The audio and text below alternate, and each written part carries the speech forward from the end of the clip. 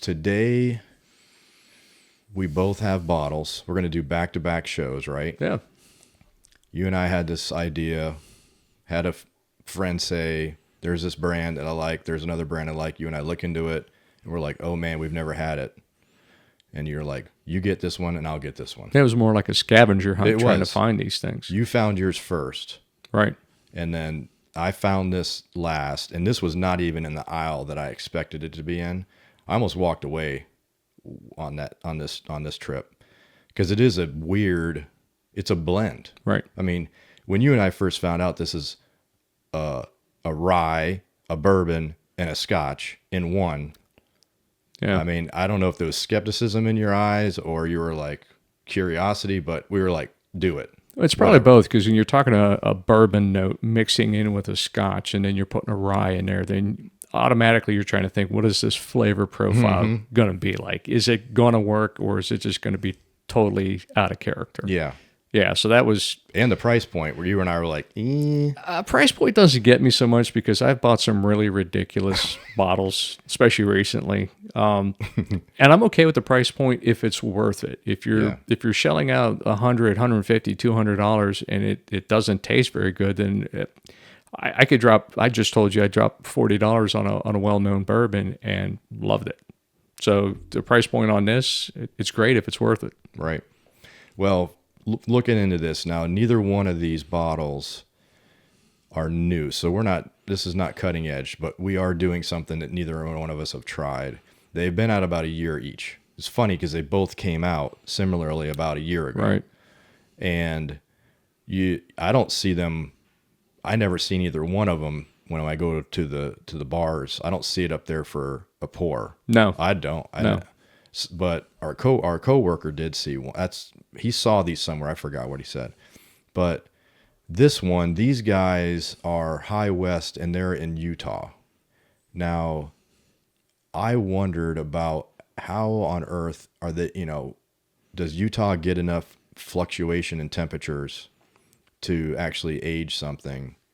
Sure. Actually, depending on where you're at in Utah, you get a lot of winter time, so you get a lot of really cold weather. Okay. And then you get the summertime, and you've got that moisture variation where you may have certain times of the year where it's dry out there. Okay. And then you get certain times where you're getting that moisture coming through. So they probably get a lot of variation. Probably what they maybe don't get that some regions get is the humidity levels. Yeah. So that might be a little bit of a difference. I wonder if they have a lot of loss in their barrels. Oh, that's true. Well, these guys...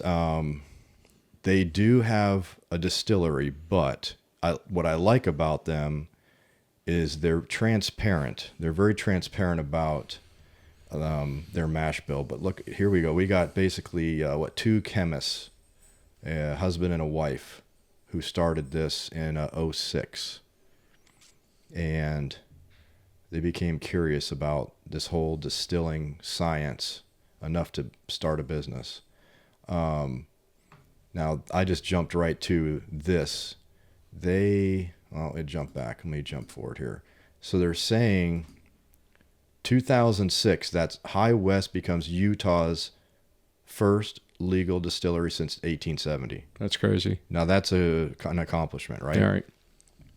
Now, they do source a lot of their juice. Okay. So they distill, but you'll see how much is sourced in your bottle or our bottle here. So they have a saloon business location, but the thing is, what's cool is they found this livery, this old horse livery, in town, and they renovated that. And what happened was, when they were renovating it, they discovered a horseshoe, and now that's why we have a horseshoe, old school on the bottle. Yeah. And I always appreciate these people that do these bottles. It's just not a piece of glass and they slap the label. Like, you can tell there's a lot of custom stuff. You have Utah written on the back. You got the horseshoe. This is theirs. This is specifically theirs. Now we have Campfire. It is a blend of straight rye whiskey, straight bourbon whiskey, and blended malt Scotch whiskey. We are looking at 46% alcohol, and we are drinking batch number 22K18, 22K18, Park City, Utah. You got the master distiller signature on the back. You got the blend sensory manager on the back. And yeah, so bottled by High West Park City. Now, they're not saying distilled because, let me show you here. When we go over to the specifics on this, I like their transparency though. Not everybody's this good. They are, see this? You have a straight rye from MGP. You have a straight bourbon from MGP. Now, they in-housed some rye, well, the malted side of things. So they did a malted rye in-house, it looks like, right? Right. Now, the blended malt Scotch whiskey can't disclose. Obviously, we were wondering about that. Like, yeah, that's interesting. Yeah. Makes you wonder who. Yeah. Right. So, from what I'm hearing, it's going to have some peat. It's going to be probably the west side of Scotland. Probably. Right, because that's what I'm thinking. Yeah. And the back label story, I guess, is explained on here too. But there's a little, I don't know if this is a what do they call it, a hint or a Easter egg or whatever, but they were at this place, which I'm not even going to try to pronounce. Then that's when they fell in love with the idea of this peated sweet peat. So they thought, why not mix sweet bourbon and peat? Now, their intent of the flavors is what people are saying in the reviews. So that's a score for them to be actually, create the flavor that they intended. It sounds like they did. And it's interesting because when you talk to people that drink Scotch, you have people that like high peat content Scotch, and then you have some people that just want absolutely nothing to do that Right. it has that peaty flavor to it. Right, nothing to do with it. So the fact that they found whatever region that was and they like that and they wanted to incorporate that in, that's what's going to make this flavor profile probably a little different than what we've probably had before. Now, the one thing you will not know, and they say,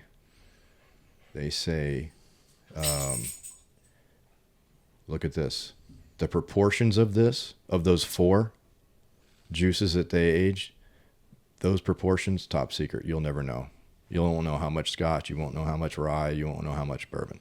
So are we going to get the old Satchmo type grovelly voice after drinking this? Because that's what they're claiming here, is that it's from the peated Scotch whiskey that he used to drink. So for you Louis Armstrong fans out there, this may get you going a little bit. So, well, let's this. I took the plastic off, but it has not been opened. All right, let's see how this thing sounds here. Nice real cork. And look at that! Like that bottle. See the air bubbles in it. That's like yeah. I don't know, hand blown. But I like a bottle that has that rustic. You want to pour you first, or No, have at it. okay? And like you said, I like the fact that they took a little time to think about what they were doing with their packaging here. It wasn't just, like you said, a glass bottle where they were just going to throw something in there. They were specific about how they did this. Yeah, well, these two biochemists, probably very detail orientated and like to challenge, and they're like, we're going to make a badass bottle too. Now, what are they saying? They're saying that, do they talk about the colors of this? They did, but it kind of has that not quite the burnt orange. It is like a burnt orange, Yeah. right? Let's see if it's got any fats in there.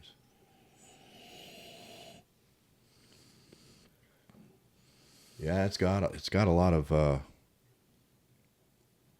oils. It does. It's coating the glass pretty well. It won't even make legs. It's finally making some legs. Right. But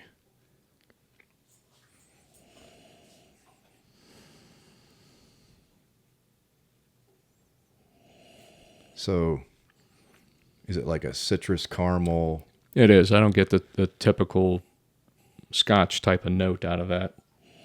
I'm getting the Scotch. Definitely know there's a Scotch in there. Smell some peat. That's definitely coming through.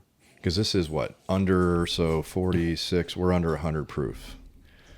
Yeah, what it doesn't give you is a real ethanol type of bite to it. It's not cooking my nose. No. All right, I'm really curious if what I've heard is what I'm going to pick up. You ready for this? Yeah, let's do it.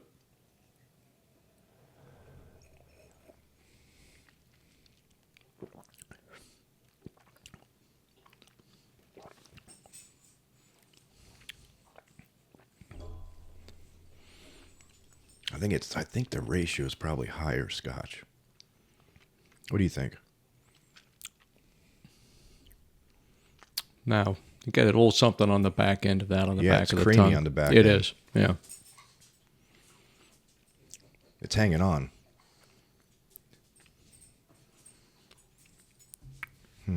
It does. What you notice is that initial flavor, that profile, that taste, and then on the back end of the tongue, as it lingers there, it kind of changes up. You get a little bit more to it. Yeah, someone was saying like toasted marshmallow over a campfire. Like the s'mores kind of deal. Yeah, when you create that layer, and I think they mentioned something about wanting a marshmallow aspect to it.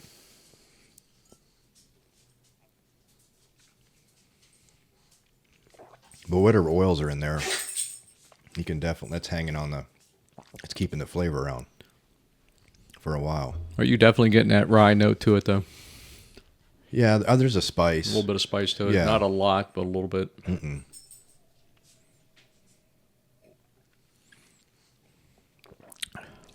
I think it's almost, when you tell me there's three, even when I hear about a double rye with different mash bills, I can almost swear I can like taste the layers of those, because it's on purpose. You got one mash bill that can possibly hit the front. One mash bill part of it could hit this middle, middle palate, finish. They all could have their own path, and they all get picked up different in places in the mouth, right? Right. So it's on purpose, and you actually can separate. It's almost like they are being separated in your mouth. Yeah. And I think that's happening. But I think that for me, I'm getting the Scotch in the front right away. Then a bourbony rye on the back end. It's like, it's not wheated, but it's holding on like it's oil up like that.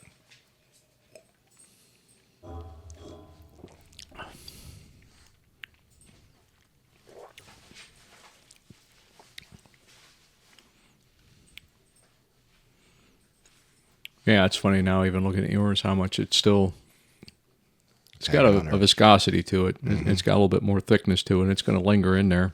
Yeah, it coated the glass, and it finally broke down. It came down the sides. It wants to hang on the whole thing. What do you think? It's interesting. It is trying to figure out which part of this is coming out initially, and then what you're getting on the back end of that is it kind of, like coating the glass, it's coating the tongue there, and you're getting down a profile back there on the back end of it. If you did not like Scotch at all, what would happen? I think it depends on the type of Scotch too that you're used to drinking. It could be depending on what brand you like to drink in your Scotch, whether you like the high peat or you don't. If you like something a little bit more smoky, this is not going to be. It depends on what you like. If you're more of a Glenmorangie, it kind of reminds me more of this than say maybe a Johnny Walker Green Label or a Blue Label, where it has a little bit more of that butterscotch, creamy type of taste to it. Not really getting that from this. To me, just having come off that bottle of Pinch, 46-year-old bottle of Pinch, it tastes more along those lines of that Pinch. Yeah. I think the ratios are. I just have a feeling the ratios are higher Scotch.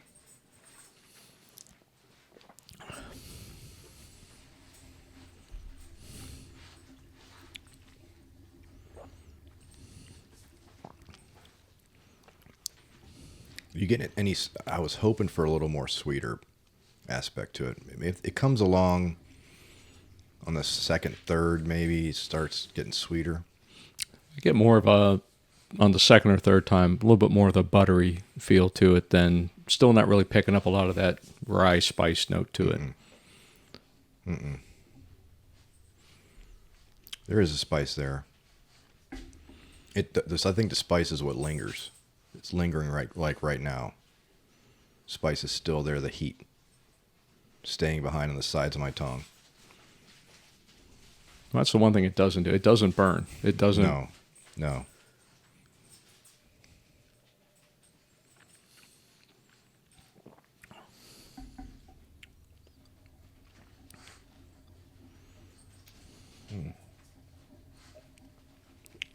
Well, they don't. What is the age? Did they say how long they aged this? It doesn't really talk about that, does it? No. It's just the mash bill of the different 4 items. So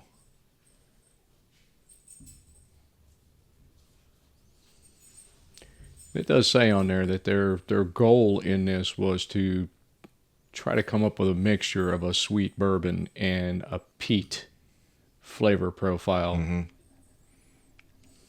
As it sits, I'm getting a little, maybe the marshmallow, not as sweet as I was hoping for. It is good.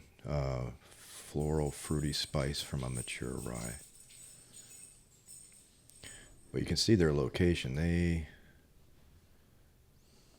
They are in a.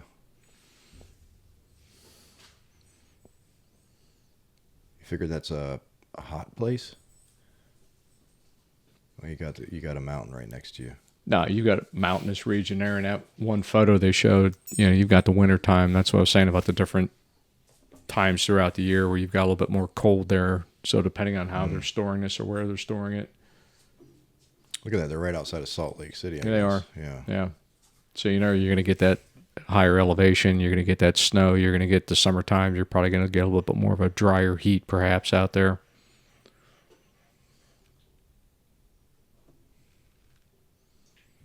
That's kind of in the middle of nowhere, huh? They are up there, that's for sure.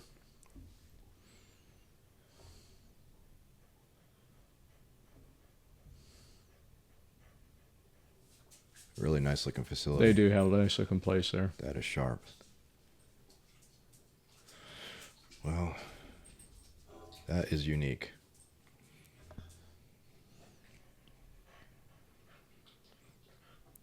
Wonder if it needs to air out. I wonder if we get more. I'm gonna put a little water. See what we get here. I did that the other day with that 101 I told you I got for my birthday, and Right. The caramel came out more in it.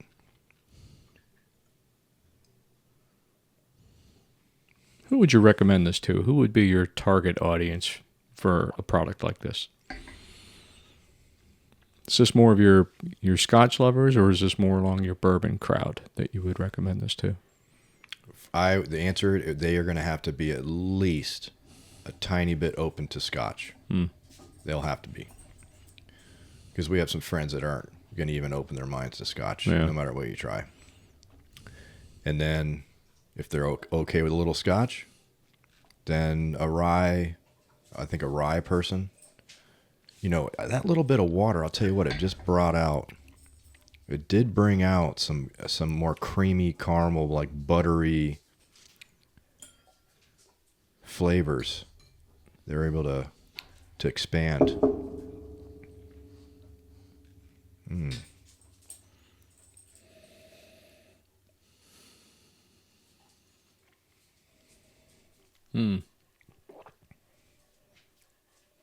You getting that? Came out a little bit, didn't it? That's what I'm talking about. That a little more creamy on the yeah, and that's what I like in a Scotch. You're picking up those butterscotch notes in it. Yeah. Answer your question. They better at least be open-minded to Scotch. At least maybe have slightly been exposed to some peated Scotch a little bit. You don't have to be hardcore. But they're gonna. I mean that blend should spur the curiosity of like anybody though. Oh, absolutely. Yeah. It really should. I just, like I said, it was in an odd place. It's placed in like between the rye and this and that, and then you might not find it. Yeah. And that'll be someone's disadvantage, and this is fun. This is a fun experiment. Like, well, that's what we're seeing. We're seeing more variety out there. I think we talked a little earlier, we talked about the Johnny Walker, the high rye. And this has a much higher rye bill to it than even that does. That's in the 50 percentile with their... So it's just everybody's kind of moving around a little bit, not just doing the same old thing. They're actually experimenting, which is it's good for the consumer. Absolutely. To try a couple of things like this. Yeah, I don't know if the thing is like this probably doesn't make it onto the shelf of your average bar for, I mean, I think it would be a sin to sort of make this into a cocktail. Either you're drinking this neat or you're not. No, and that's the problem with something like this is probably a lot of people aren't going to walk into a restaurant and just want to get even with a little bit of water in this, they're not going to want just a glass of this. It's going to end up getting, and it would be a waste to lose the experience of this by mixing it with something until at least you've had it straight. Absolutely. Yeah. Yeah, I like it. I like it. I mean, I've been spoiled with some older stuff. I think I would like it. I think I'd like the rye a little older, have some more sweetness to it. It would be interesting to find out how long they let this age before they bottle it. Yeah, and you got 4 different juices being aged. Scotch probably came over ready to go. Right. You can't do nothing but use it. The other 3 things, how long do they sit? They have a rick house there. It must be somewhere. They must be storing somewhere, right? Well, it looks like you have your typical showroom, maybe even restaurant there. I don't know if that's the rick house out back there. It. And if it is, it's a single building. So that looks pretty tall there. Well, that could be the still or whatever. Yeah, you can see the different vats and everything there for the distillery. Yep. So newer equipment. I'm not sure what else they make, but if you're going to have a place that you can hang out, they got to make probably a lot of stuff for making cocktails too. Let's see what they also have. Yeah, they're doing a lot of these ryes. They just single malt. High wheat. Is that a high wheat they have? A double rye? Where is it? Huckberry. That's interesting. High West X. That's a bourbon.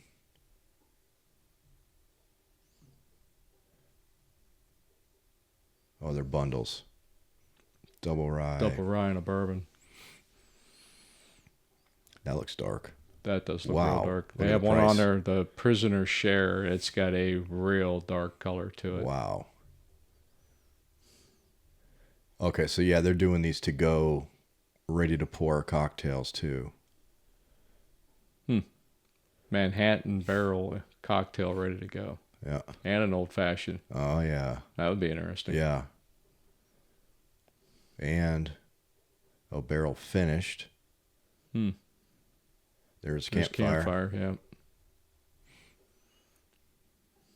That looks darker. That does look darker. Look at the price on that. So Midwinter Night's Dram at 150. Yeah, so they're willing to age. They're willing to sit on some stuff. That's a rye. And then part malted rye. Okay, so they like to do the malting stuff in-house. Right. That's what it looks like. But they are sourcing the juice from MGP. It looks like 2 different states of MGP product coming to them. So maybe it just goes back to their background of being a chemist, and they're just kind of mixing different things together to see what they can come up with. Yeah, and not just sit in the crowd. They're trying to stand out with something unique. Right. So they're more about blending various sourced products into something rather than trying to make their own. And who cares if you source your juice? If it comes out tasting good, you aged it right. I mean, there's a ton more science in the barrels than everybody wants to understand. Yeah. There is way more. So I'm sure that they're on board with everybody who needs to, guide them on the right barrels and getting the flavors they want. And if you go to their site, obviously you're going to see they're obviously doing something in-house on their own. So they are making their own product, but they're also just importing different things, and they're just mixing what they have with what they're importing and seeing what they can come up with. If I had to guess, if we were to go through all these, I bet all those single malts are done in-house. I bet they don't source the single malt stuff. No. Because if they're doing all their own malting. So one of those locations, they I don't know if they're getting their malt malted already or are they malting it. So they might have a malting facility that takes up space. Right. You know. Well, appreciate you participating in this. Yeah, for those of you out there, give this one a try. It's if you're out there and you're a little adventurous and you're not stuck on the same brand of bourbon and you want to give something a try, I mean, I would recommend this one. Yeah, and don't give up on look. This might not be where it's supposed to be. This bottle, I mean, in particularly, I might have to ask or explore your liquor store a little better because it might be in between two things, and that's what happened to me. Yeah, and that was the challenge with this one and the other one. Yours too? Just trying to find them. Yeah. The other one we were talking about was a cask strength, and we were finding the regular bottled version, but we weren't finding that unfiltered cask strength bottle. So we had to really do our homework and check around at different places to find that one. Right. Yeah. So everybody should know we're going to do a back-to-back on these bottles we're talking about that we paired up on. So the next episode will be that one. Good. Appreciate it. Cheers. Cheers.